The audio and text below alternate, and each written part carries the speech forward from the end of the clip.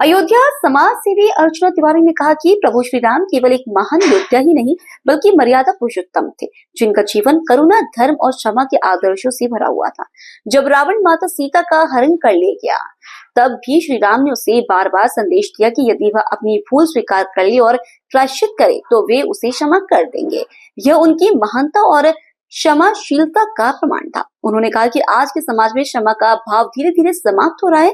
यदि कोई व्यक्ति अपनी गलती स्वीकार कर भी ले और क्षमा याचना कर ले, तब भी उसे राजनीति और व्यक्तिगत स्वार्थों का शिकार बना लिया जाता है। छोटे छोटे मुद्दों को तूल देकर अहंकार और प्रतिशोध की भावना को बढ़ावा दिया जा रहा है। यह प्रवृत्ति समाज में द्वेष और कलह को जन्म दे रही है, जिससे प्रेम, सद्भाव और क्षमा की परंपरा कमजोर होती जा रही है। अर्चना तिवारी ने कहा कि यदि हम वास्तव में राम राज्य की कल्पना करते हैं तो हमें श्री राम के आदर्शों को अपने जीवन में अपनाना होगा।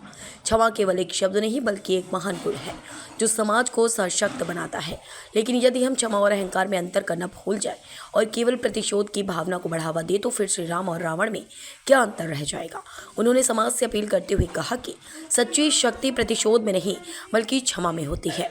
जो समाज क्षमा और करुणा को आत्मसात करता है वही वास्तव में श्री राम आदर्शों पर चलने का दावा कर सकता है। अब यह समाज के हर व्यक्ति को सोचना होगा कि हम वास्तव में रामराज की ओर बढ़ रहे हैं या फिर अज्ञानता और अहंकार के कारण एक नए रावण राज्य की नींव रख रहे हैं। यह एक गंभीर चिंतन का विषय है जिस पर सभी को विचार करना चाहिए। आप सभी को सादर प्रणाम। मैं समाज सेवी अर्चना तिवारी सर्व समाज के लिए एक छोटा सा संदेश लेके आई हूँ। श्री राम की क्षमा और समाज की कठोरता, क्या हम राम राज्य की ओर बढ़ रहे हैं?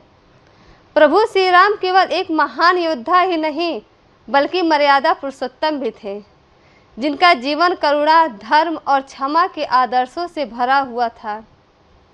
जब रावण माता सीता का हरण कर ले गया, तब भी श्री राम ने उसे बार बार संदेश दिया कि यदि वह अपनी भूल स्वीकार कर ले और प्रायश्चित करे तो वे उसे क्षमा कर देंगे।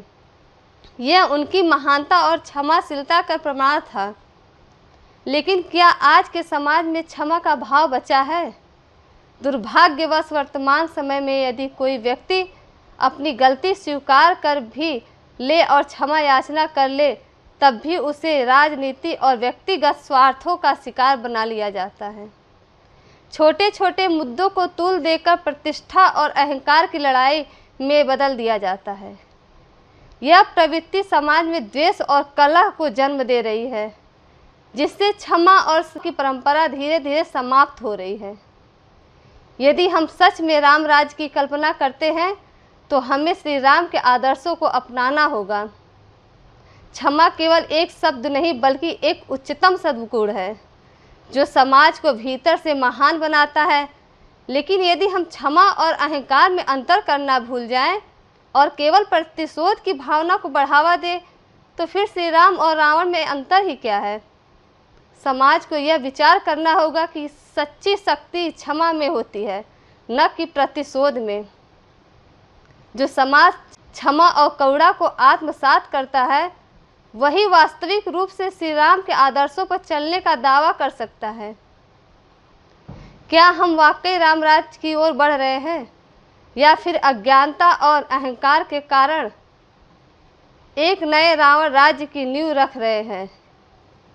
यह एक गंभीर चिंतन का विषय है।